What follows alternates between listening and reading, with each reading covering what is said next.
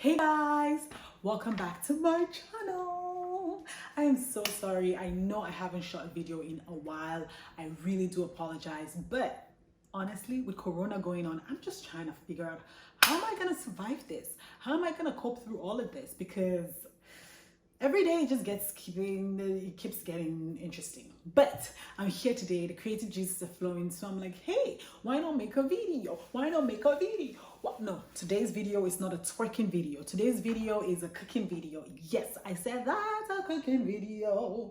My friend Brenda has asked me that she wanted to eat egusi soup, staple meal from Nigeria. It's made with melon seeds, made with vegetables, palm oil as well. You can put whatever kind of protein you want to put in there. If you don't eat meat as well, you can just eat it bland. Some people eat with rice, some people eat with fufu. So today I'm gonna be making that. I'm not a huge fan of egusi soup, so I don't make it as often. But since my friend Brenda requested, I'm like, hey, let me do this for you. Why? Because I love you, because you're my best friend and you been through shit with me. So let me do this for you. So guys, hop in my kitchen and join me as we prepare this. I made some fresh ginger tea with lemon and honey as well with warm water, and I'm absolutely loving it, especially this period. Honestly, we need that in our systems just to keep our immune going. So, well, today I just wanted to introduce you guys to my two best friends who are going to help me make this meal. Things you must have for this meal: palm oil, so red palm oil. I got this from Amazon and I'm super excited that it came at the time that it did. And this is the egusi. Honestly, I am super grateful, especially for this time right now. I know there's so many people who are waiting for like essential things to get to them, and just to have this early was really nice because now I get to cook and just feel a little bit of home. And when it came, I cleaned down the packet. I Lysol that box. When it came in, when I took it out, I made sure I washed it as well with soap and water just to make sure whatever it is, and then left it on the counter so that it dries there. At least I left it there for a good 12 hours. So I think we're good right now. So I'm just gonna jump into it, and I have Alexa here to keep me company through this in case we need to get like a dance break, or mama needs to boogie, just a little bit of boogie, let it boogie. Okay, let's not get carried away. Let's get back to our tea. But so most of the time I'm gonna be doing a lot of chopping and blah blah, so I'll just be talking in the background, and if there's any reason why my face should be on camera, gonna see my pretty face. But for now, thank you guys so much for being here. So let's jump into it. Do not forget to subscribe, do not forget to share, do not forget to give this a thumbs up if you love it. Thank you. So first you need a chopping board, of course, and a knife so that you can start chopping some of the vegetables. And then we have the onions. I like to dice them, and that's just my method of doing it. And yeah, and that's the way I learned it. So yeah, so you dice the onions. I like them to be not too small but not too big either. And then next we put the bell peppers, and you start to like dice them as well. I like to cut them into long strips first before I dice them, just so it's easier to melt into the sauce as opposed to like blending it. So yeah, and then next we have the green onions. I just like to chop them whichever way because this one's melt so fast in the food, so not a problem. Next we have the tomatoes. For a sauce like this, I don't like to take in like the seeds of it. I usually take out the seeds, but in this case I don't, because I want it to become more pasty when it cooks in the soup. And next we have the spinach. Yes, nothing as good as the spinach. Honestly, I used like 3 handfuls, but I just shot one because it would have taken so much time.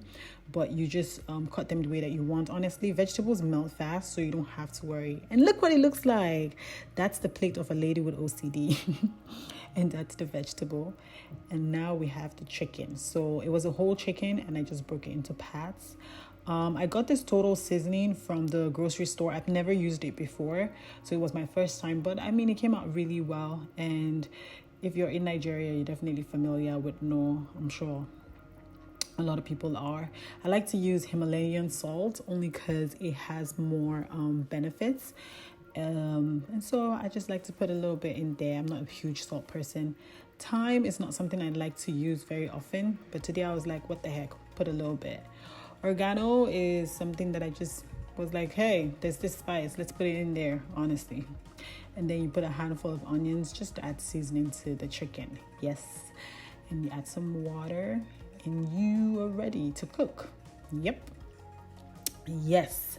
Now that, why is my face so strong? I was literally telling Alexa to play the next song. Like I was literally saying, Alexa, next, because Alexa was playing something I didn't want to listen to at all.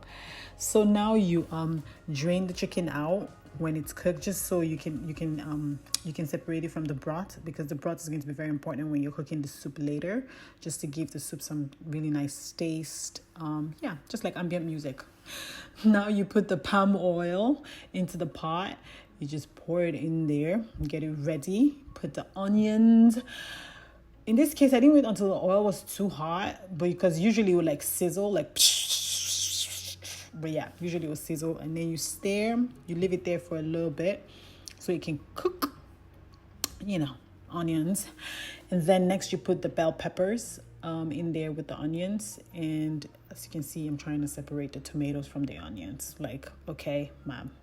And then you stir away. There's nothing as great as a great stir, honestly. So make sure you stir.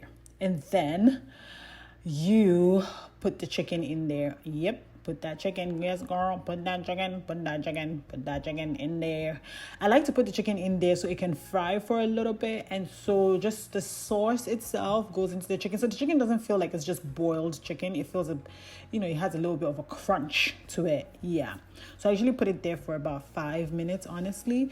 And then I take it out of the pot, because you don't want to put it before the egusi, or else you're going to have lumps in it. And then next, we're going to put the tomatoes and the green peppers, and just make sure all the vegetables you've sliced, just put them all in, except the spinach, of course. But everything else, you put them in there, you stir and stir. And now we put the chicken broth. Yes. Trust me, like having your own broth is like the best, as opposed to like the boxed ones you buy from the store. And then we're going to do a little bit of seasoning, put some salt, put some Norigan into it. I am Nigerian, so I love good seasoning. You stir. The person I'm making this for doesn't like pepper. That's why I have no pepper added to this at all, besides the bell pepper, of course. You cover and you come back. Ooh, look at that boil. Look at that boil on that. Come on. Yes. Okay. Then next, we put the egusi itself. So you put the egusi in there. I already bought the one that was already grounded. Some people buy like the whole and then they blend it with water. But yeah, so you put it in there, you stir it, you leave it for a little bit. And then when you come back to it, it kind of gives you this texture.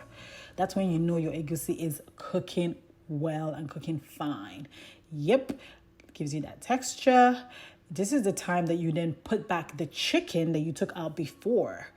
You put that chicken back in there because, everybody loves chicken. I wish the chicken fried more, but hey, it's still good. You stir that chicken. You don't want to stir it too much so it doesn't break. Yeah. I have OCD, so I actually do not like my cooking space. Like, I just don't like my space being dirty. And when I'm cooking, I'm always cleaning. So, yeah. And then finally, we put the spinach. Honestly, spinach is so good. And the thing with the spinach is you want to put it right at the end when you know that the egusi is already cooked.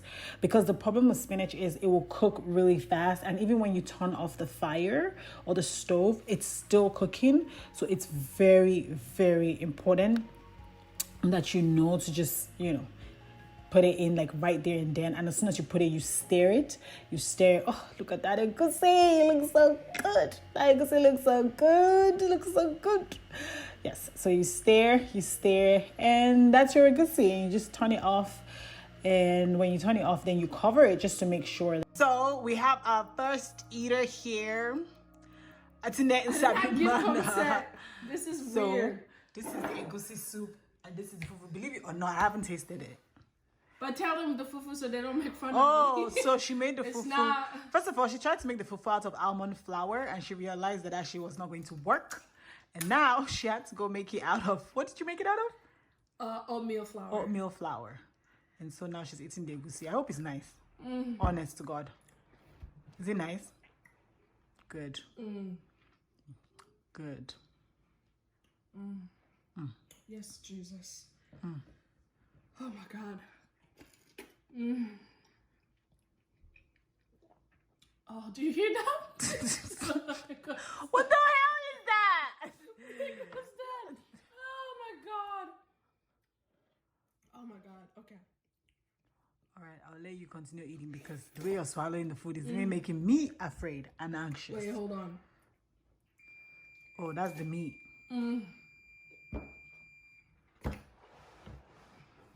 No African man.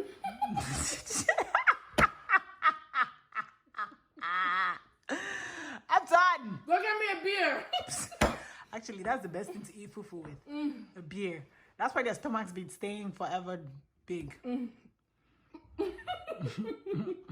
then when they have no women, they say, "Oh my God, why don't I have a woman?" Stop. Oh, okay, sorry, bye.